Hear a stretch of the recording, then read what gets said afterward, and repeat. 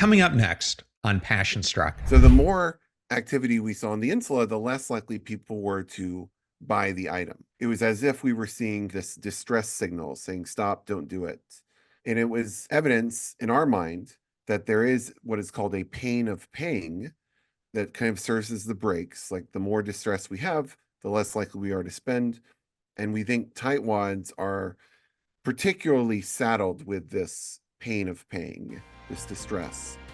Welcome to Passion Struck. Hi, I'm your host, John R. Miles, and on the show, we decipher the secrets, tips, and guidance of the world's most inspiring people and turn their wisdom into practical advice for you and those around you. Our mission is to help you unlock the power of intentionality so that you can become the best version of yourself. If you're new to the show, I offer advice and answer listener questions on Fridays. We have long-form interviews the rest of the week with guests ranging from astronauts to authors, CEOs, creators, innovators, scientists, military leaders, visionaries, and athletes. Now, let's go out there and become Passion Struck.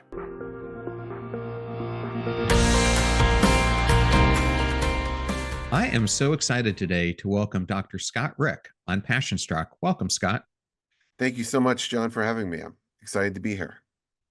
Well, today we're going to be discussing this great book titled TightWads and Spendthrifts, Navigating the Money Minefield in Real Relationships. Congratulations. Thank you so much. It's been an exciting journey. I guess that begs the question, what got you interested in studying how people balance their financial and psychological well-being? A lot of my work is inspired by real life events, and I had a childhood surrounded by spendthrifts. I'm a spendthrift raised by spendthrifts, and noticed over time that not everyone behaved that way. Other families seem to have different approaches. They didn't spend their summers in Vegas like we did. And so I got curious about what makes everyone tick. How does someone become one extreme or the other? And later in life, I ended up marrying a tightwad. And so I got interested in how couples can navigate those differences. And more recently, we've had kids, and there's a chapter in there about how parents can raise children to be tightwads or spendthrifts, perhaps unintentionally, despite what they might tell the kids to do. The kids are picking up on what they see the parents do. Yeah, a lot of it is me search. It's very much inspired by my own kind of curiosities and struggles and that kind of thing. Okay. Well, I think it's important that we define both terms because we've all heard of people who spend money conservatively and we describe them as stingy or cheap or a miser, or since we're coming out of the Christmas holiday, a Scrooge. Yeah. What are the main characteristics of a tightwad? Yes. No, it's a great question because there are many different ways to be cheap and they're all kind of cousins. A tightwad is a unique mindset. Tightwads are people who spend less than they think they should. They are often frustrated with their inability to spend.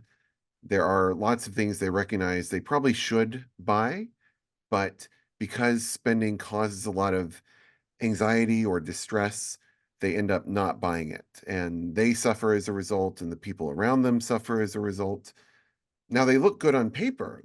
If you look at their savings and debt, it looks pretty good, but they're not as happy as they could be because they have all these frustrating moments and regrets, frankly.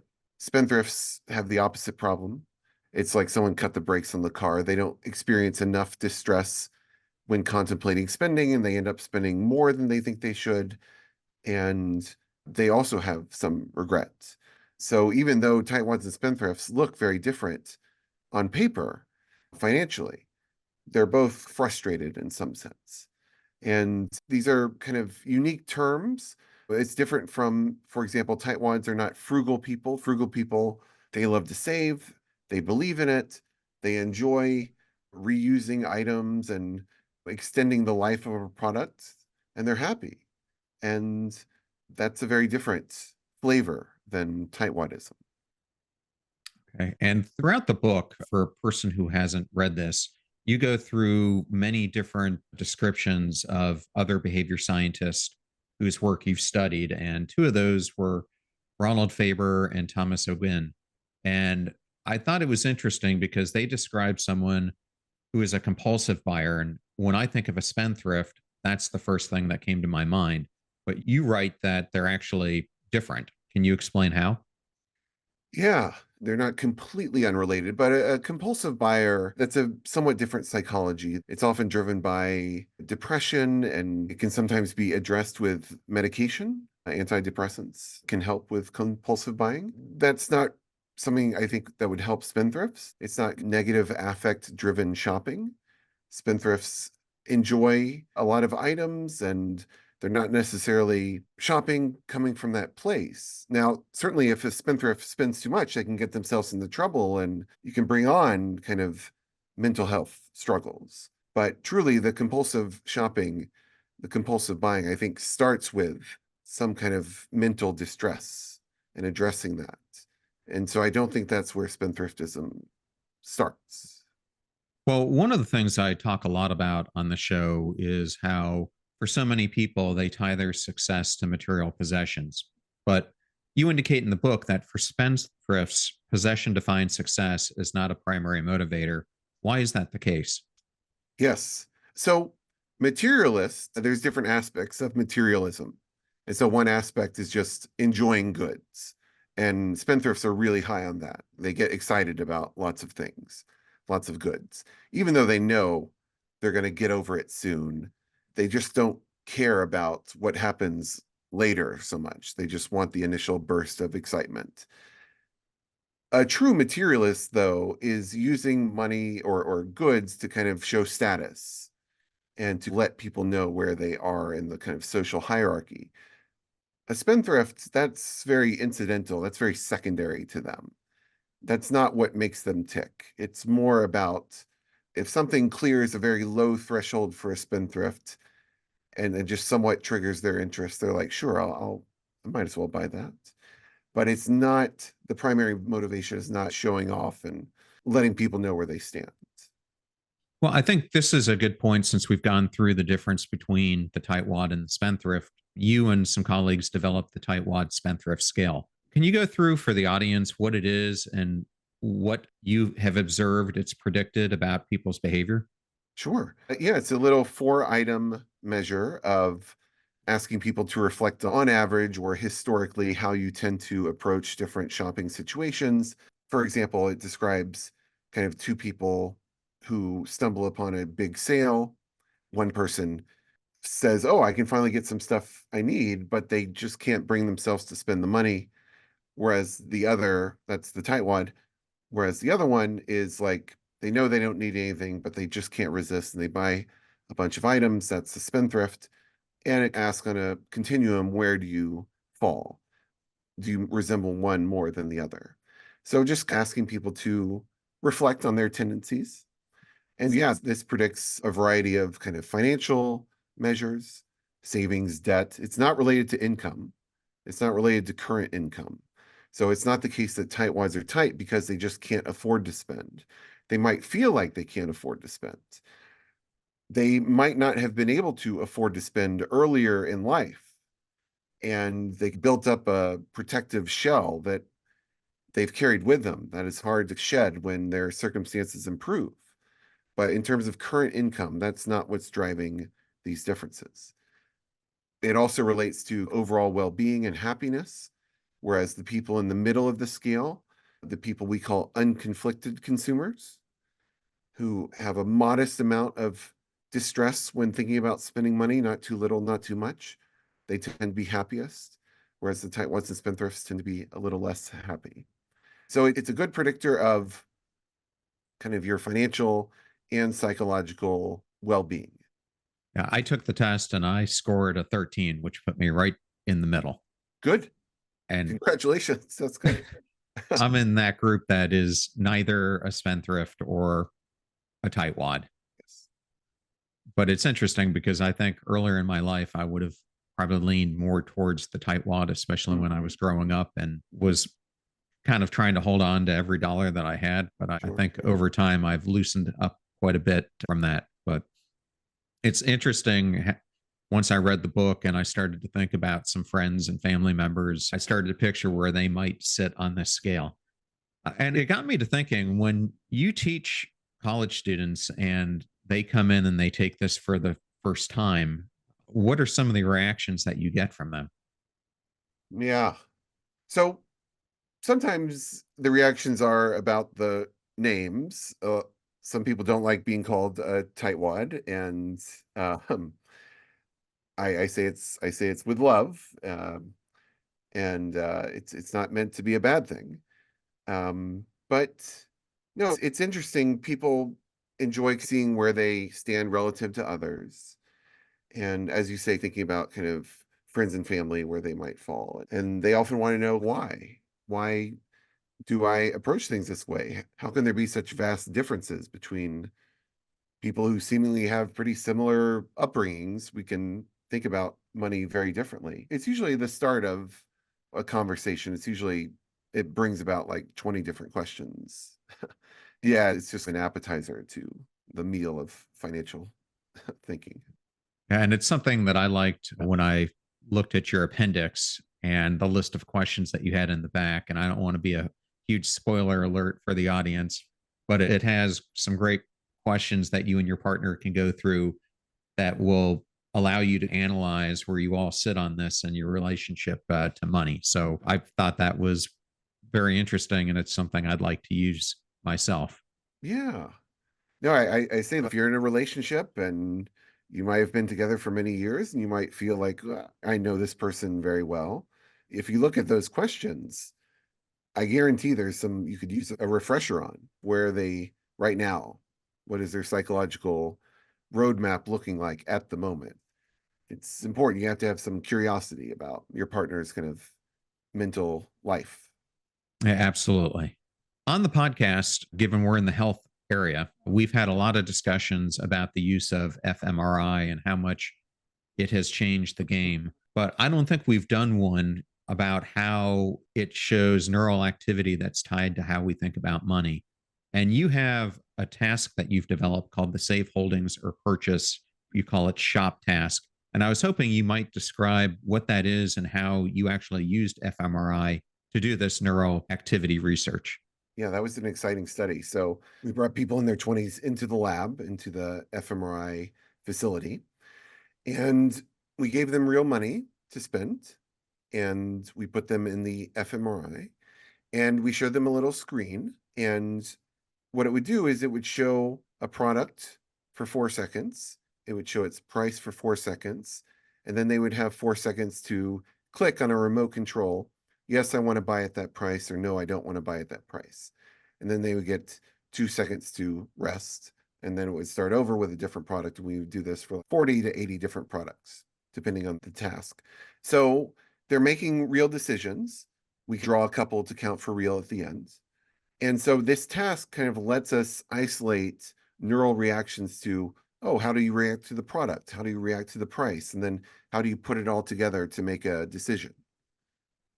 And so what we found was, I think the most interesting finding was that the more distress people seem to be experiencing when thinking about spending, the more activation we saw in the insula, which tends to be active when we are experiencing distressing experiences. Just someone's mean to us, or they make us smell something gross, or they exclude us. Our insula tends to be active. So the more activity we saw in the insula, the less likely people were to buy the item. It was as if we were seeing this distress signal saying, stop, don't do it. And it was evidence in our mind that there is what is called a pain of paying that kind of serves as the brakes. Like the more distress we have, the less likely we are to spend. And we think tightwads are particularly saddled with this pain of paying, this distress. And so the fMRI was useful because we weren't sure that people could articulate this feeling in words in real time. And so we said, well, let's ask the brain rather than the person. Let's get a different window into these kind of subtle experiences. And yeah, the evidence from fMRI and from other measures, interviews, surveys, it all kind of points to distress serving as the brakes on spending. And just some people have a better brake system than others. And so it led to the conclusion that pain of paying should be considered a form of psychological distress rather than physical pain. Yes. Yeah. Pain is a ambiguous term, and other researchers said, well, what do you mean by pain? And so they looked at people paying for goods with either money or like enduring electric shocks. And enduring electric shocks is a very different kind of neural situation. It looks very different than contemplating spending money. So that helped to clarify, yeah, this psychological distress, not bodily pain, not like being poked. Okay. And I'm not sure the audience has really heard of the Insula too Mhm. much before. So can you describe where it sits and what it controls? Yeah, so it's this prune-sized portion of the cortex folded and tucked between the frontal and temporal lobes. It is, have it's been described as this area where kind of feeling and thinking comes together. It is seen as an input to a lot of decisions involving feelings. And in particular, its activity seems to often, not always, but often suggest there's some anxiety or distress being experienced. And so you see, for example, in other fMRI studies, if someone's been making risky gambles and then you see insula activation, that's a good predictor of them switching to safe gambles or like safe options. So there's some kind of worry that it's reflecting. And so people are concerned about what is activation can mean many different things, but in this region, at least in this task, that activation was suggestive of real distress. Okay, very interesting. And thank you for sharing all that. One of the things that you explain in the book is how our psychology influences our money handling habits, and conversely, how the way we manage our finances impacts our psychological well being. Can you describe that in a little bit more detail? Sure. Yeah. So that was a response to the kind of common wisdom that, oh, when couples are fighting over money, it's really about some other underlying issue. And the money is just this superficial excuse, or it's a misleading, it's not the actual cause of the dispute. And I think that can be true. However, sometimes it is about the money, and the money can create its own psychological dynamics that would not have come up in the couple otherwise. And so it can be as simple as our account structure that we have. How do we organize the flow of money within the house? Do we have joint or separate accounts? Do we have a combination? We might not think about that very carefully when we first get together. It might just be an accident of whoever sets it up and whatever they have time to think about and sign up for. But that arrangement can create all kinds of feelings and monitoring how much information I get about what you do with money and vice versa. And so sometimes it is about the money can create good or bad psychological dynamics. And so what the book tries to say is, given that, it's worth being a little intentional about how you set up these household systems, about how we share money and what we know about each other's spending, because yeah, it's its own creator of new dynamics. You started off the conversation by self describing yourself as a spendthrift and your wife is a tightwad. And so you have naturally opposing financial behaviors.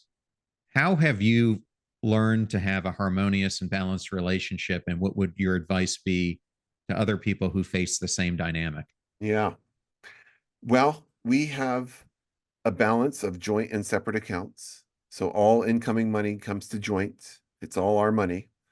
And then we each get some of our money to spend without close monitoring. So some of that goes into separate accounts later. So she sees that I take X and I see that she takes Y. I don't need to know the details. They're available upon request. Hopefully, the requests are few and far between. We have different hobbies and interests. We not totally, we have some common things, but she's a needle pointer. I don't know anything about that.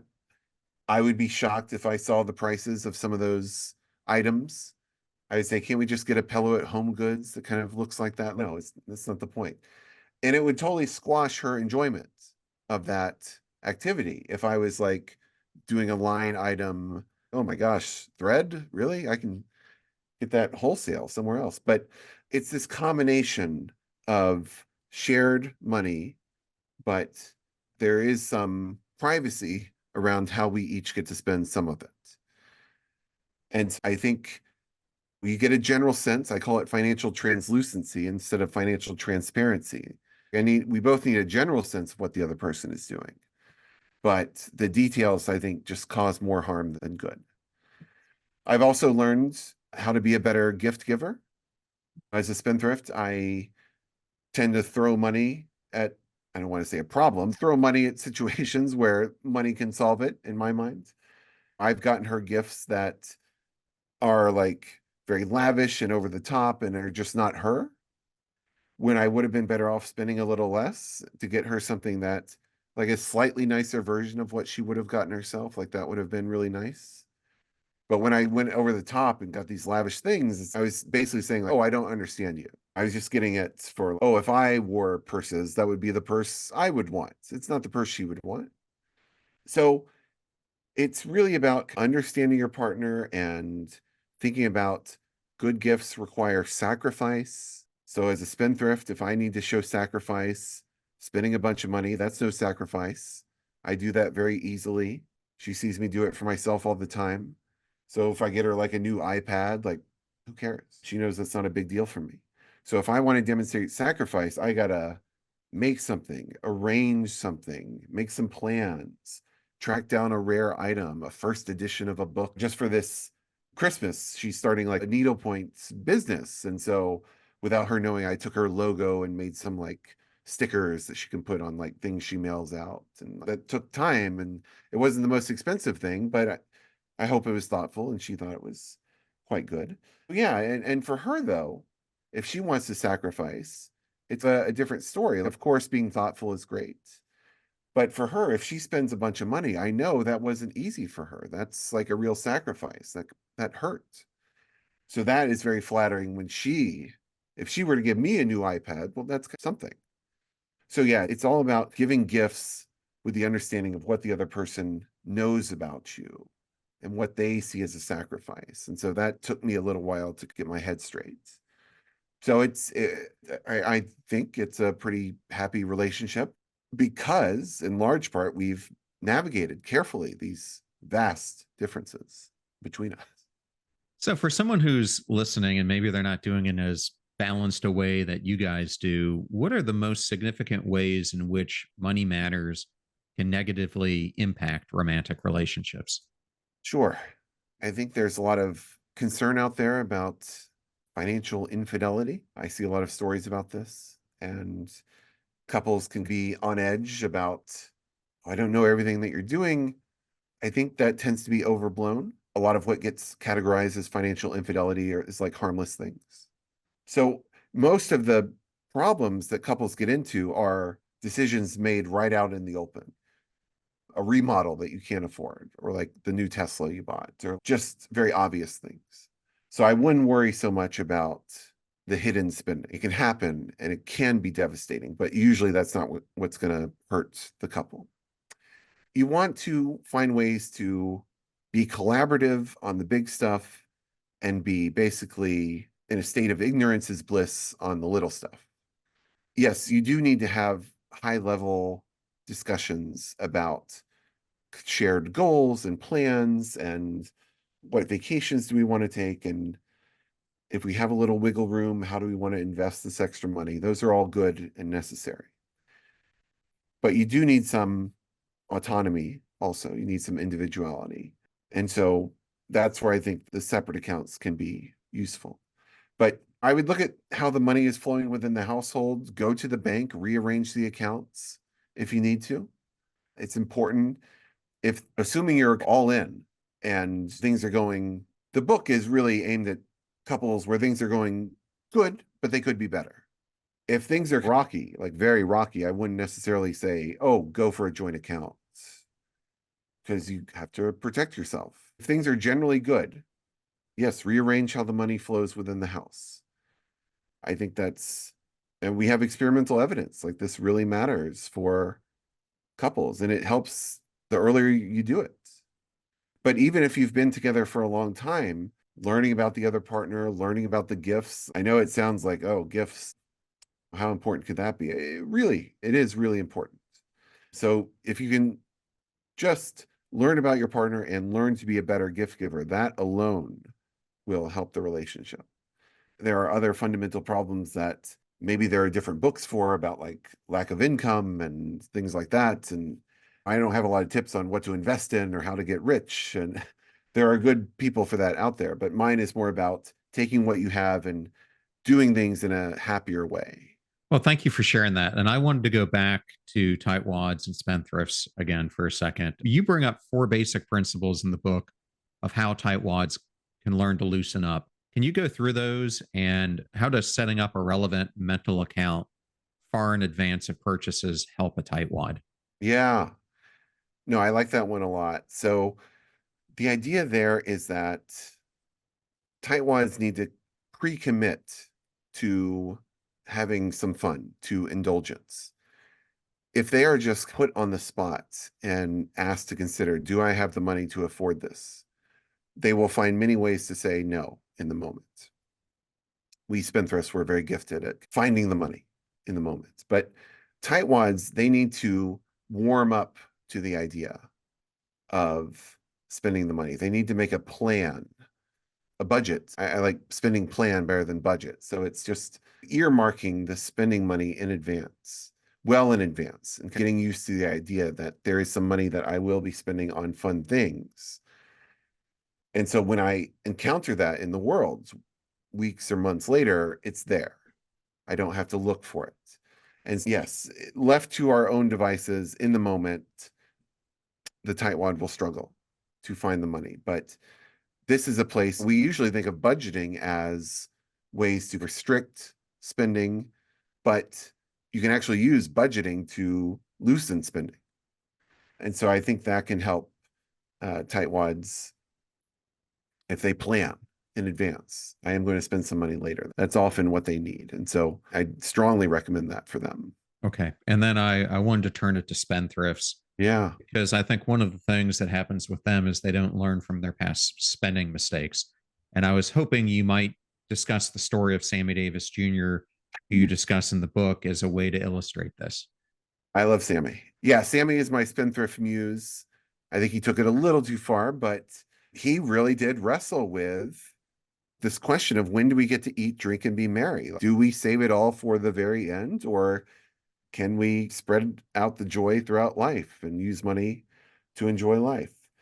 He made a lot of mistakes, a lot of overspending mistakes. Like, I like the story of where his tax advisor is like, please stop spending. This is really desperately bad. I need to know that you understand this. And he says, yes, I do. Thank you. I really appreciate it. And then he goes get some gold lighter engraved with his name. Thank you for the advice about not spending. So no, Sammy. But Sammy Davis, he made a lot of mistakes and he had a hard time learning from those mistakes. Part of the issue was that the mistakes were very pleasurable in the moment. And so that makes it hard to learn. But part of it was he was used to making mistakes. And when we're used to making mistakes, it's hard to learn from them. A mistake is educational when it surprises us, when it's unexpected.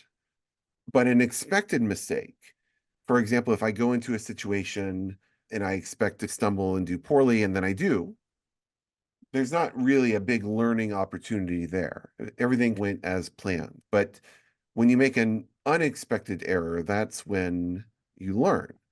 But spendthrifts and tightwads, frankly, expect to make a lot of mistakes. And so it's hard to learn from those mistakes when they're just kind of part of everyday operations. Okay. And I know one thing that causes a lot of stress for people is the psychological effects of debt. How does debt overall impact our psychological well being, and what steps can individuals take to mitigate this stress? Yeah.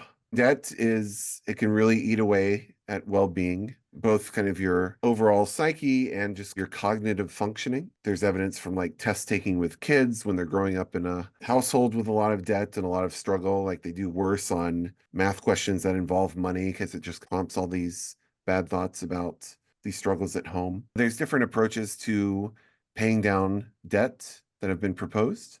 Some people, like me and my co-authors in an older paper of ours, we say, pay attention to interest rates, go after the one with the highest interest rate and try to chip that down. Other people say, well, just aim at the smallest balance, pay that off, and build some psychological momentum. We like crossing things off the list. And so if you can do that one account at a time, that can be helpful. The debt snowball method.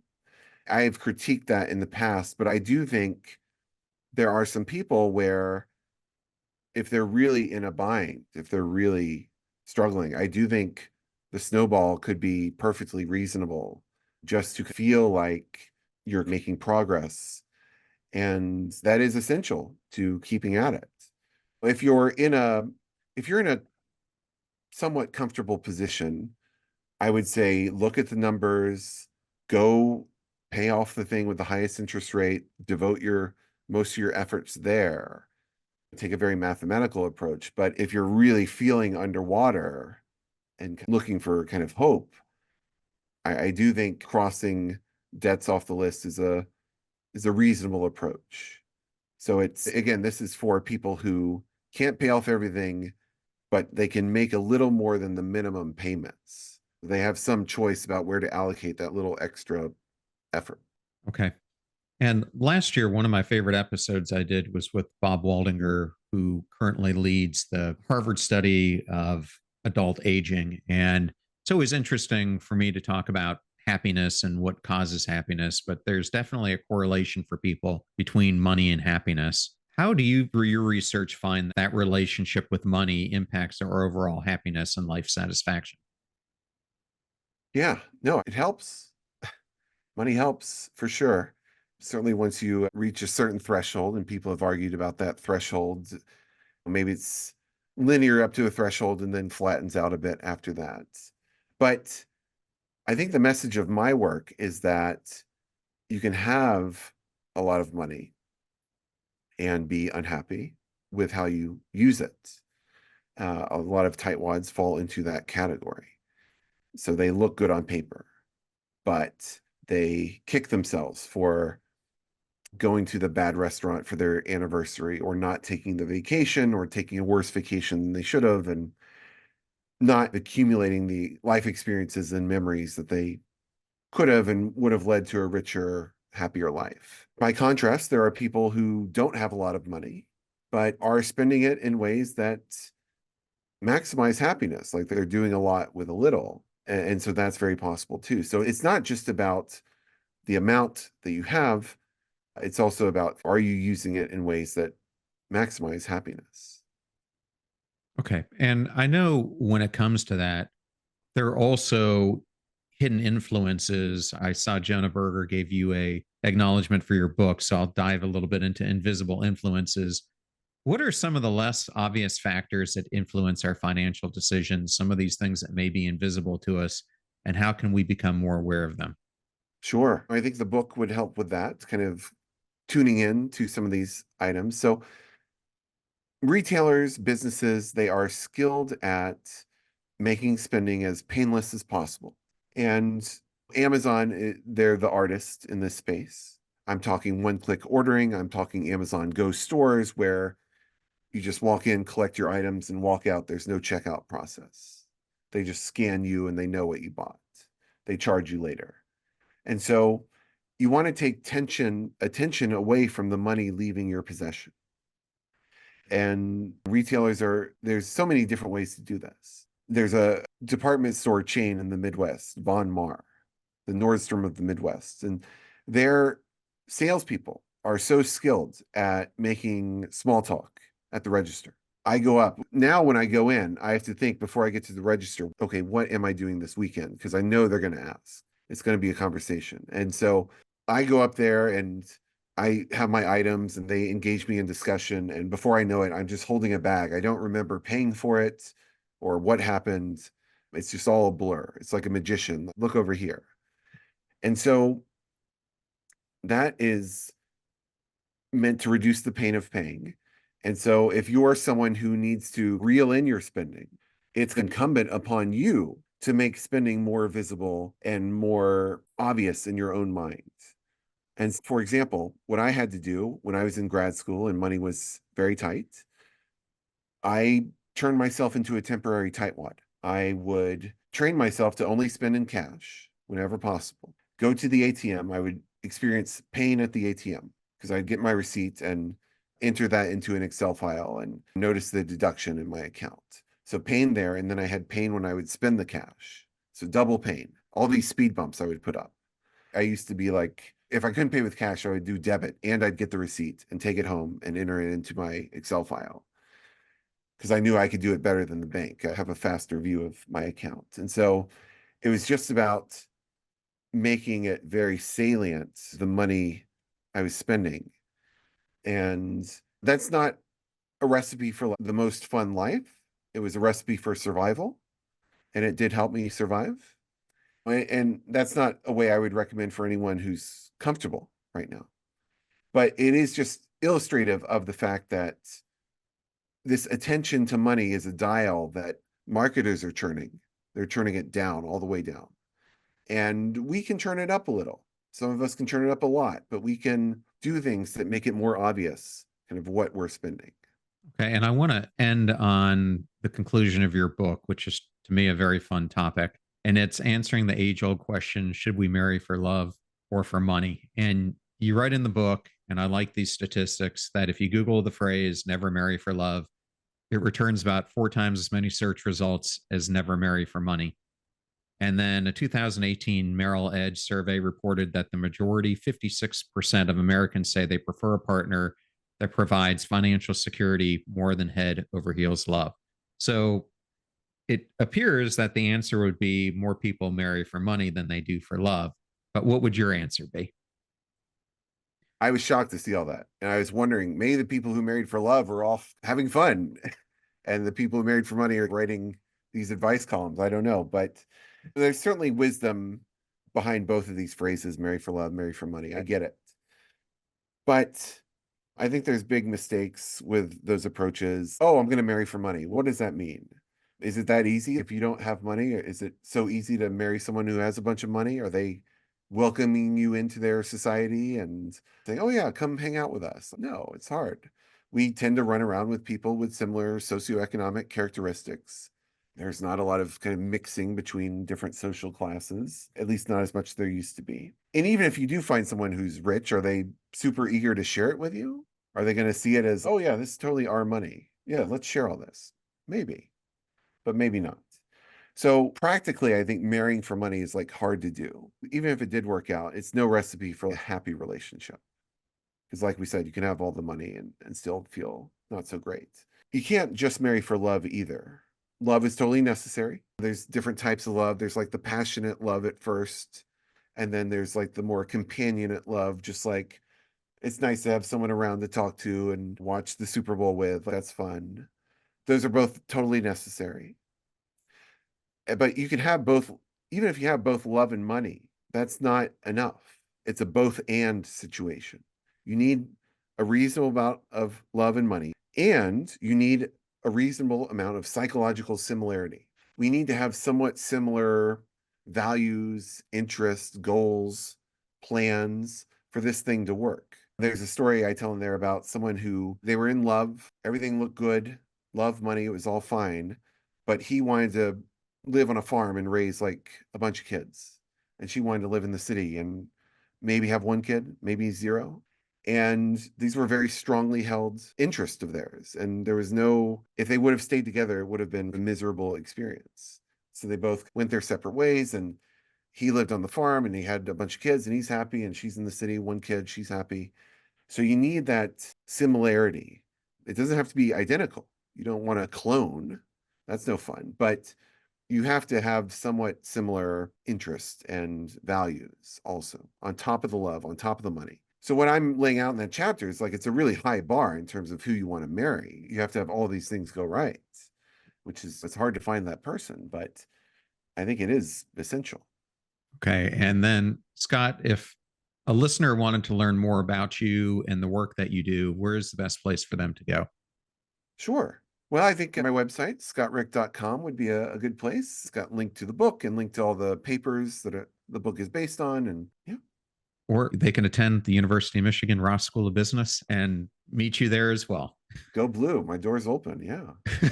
Okay. Well, thank you so much for being on the show today. It was such a pleasure to have you, and congratulations on your book. Oh, it was a big thrill. Thank you so much. I thoroughly enjoyed that interview with Dr. Scott Rick and wanted to thank Scott and St. Martin's Press for having him appear on today's show. You're about to hear a preview of the Passion Struck podcast interview that I did with Maria Menounos, a New York Times bestselling author, podcaster, and TV presenter who hosted Extra and E! News, was a TV correspondent for Today, Access Hollywood, and most recently hosted Miss Universe 3. We discuss not only Maria's career highs, but also the lows in her life, how she helped her mom battle through a brain tumor, her own experience with brain tumor, and lastly, her fight to overcome pancreatic cancer. We have to take a lot more ownership over the healthcare situation in our lives because the doctors are overwhelmed. You know your body better than anybody. At the end of the day, you have to keep fighting for answers. You have to keep pushing. If something isn't feeling right, you got to keep going and getting a new doctor. If your doctor is maybe gaslighting you, and that's happened to me too, you just have to keep pushing. If the pain persists, so should you. You got to keep looking. Remember that we rise by lifting others, so share this show with those that you love and care about. And if you found today's episode on TightWads and Spendthrifts entertaining or educational, then definitely share this episode with those who could use its support. In the meantime, do your best to apply what you hear on the show so that you can live what you listen. And until next time, go out there and become passion struck.